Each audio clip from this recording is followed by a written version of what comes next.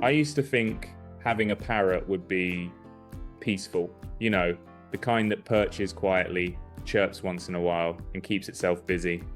But then Chaucer came into our lives and completely rewrote that idea. Now, every time I pick up my guitar, I don't even have to play a single note. I already know what's about to happen.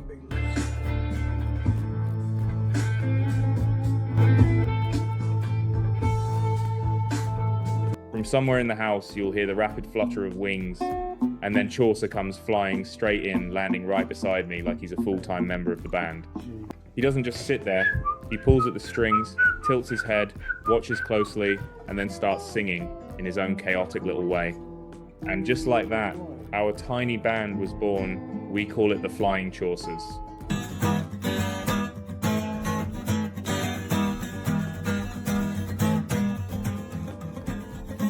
It sounds fun now, but the journey to get here actually started very differently. On his first day home, Chaucer wasn't loud or playful. He just stood there, observing, watching us like he was trying to figure out what kind of world he had just entered. It's the second day with the harness. We're going for a walk again. Yeah. Sometimes he'd fly out of his cage for a second, then quickly go back in, like he wasn't ready yet. Back then, I thought, okay, maybe he's just a quiet bird. Turns out, I couldn't have been more wrong. What are you doing? Sir Robert is not gonna be happy with this. Oh my God, Chaucer, stop. Just a few days later, Chaucer completely changed. It was like a teenager suddenly realizing, oh, this place is mine. And from that moment on, everything in the house became his too. Where's Tim?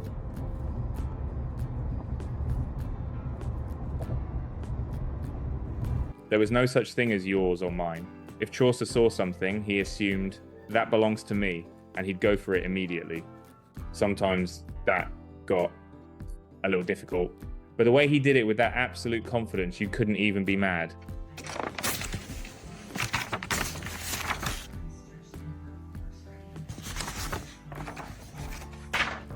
Then one day, I noticed something different. He was really interested in my guitar. Every time I played, he didn't fly away. He stayed listening, head slightly tilted, eyes focused.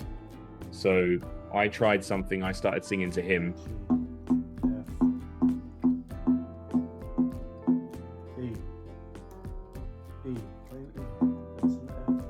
It sounds silly, but I genuinely looked right at Chaucer and sang like he was my only audience. Sometimes I even slipped his name into the lyrics. And you know what? He reacted instantly. Like he understood, or at least knew it was meant for him.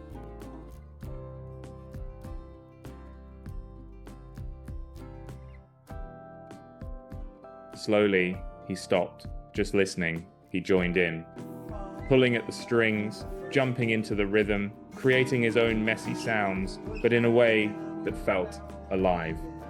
Not perfect, not controlled, but real.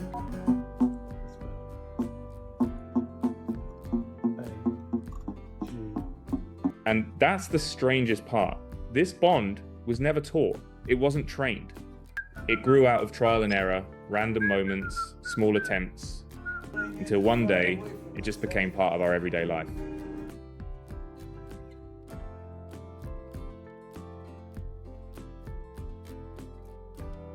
But Chaucer doesn't just perform, he wants to be involved in everything. If I'm reading, he climbs right into my line of sight like he's saying, let me help. If I'm working, he wedges himself in, curious about whatever I'm holding. What do you want? What do you want? Tim, you want to go to sleep? What? What? What were you? And honestly, sometimes it's a lot. You try to focus, but there's always this tiny, energetic creature refusing to let you be still. But then you look at him, the excitement, the pride, the way he truly believes he's part of something important, and you can't help but laugh. Chaucer, can I please have my glasses? Chaucer, may I have my glasses, please? Chaucer, I need like. I never thought a bird could bond this closely with a human. But Chaucer doesn't just live with us. He wants to be with us every moment. He doesn't like being left out. He wants to be part of every little thing. And somehow, he's become exactly that.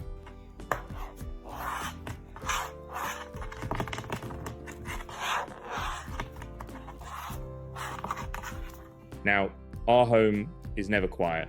There's always the sound of wings, off-key singing, things being dragged across the floor, but also a lot of laughter.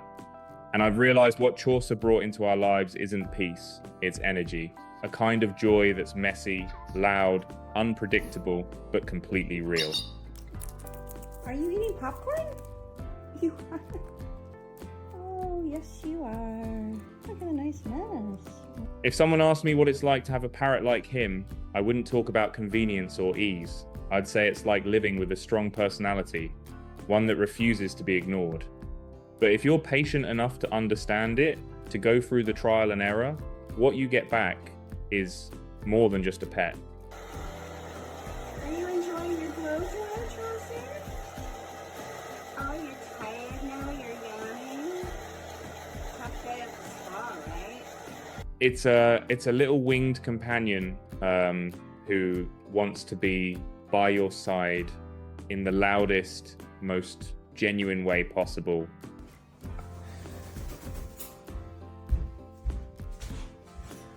Come on, Chaucer.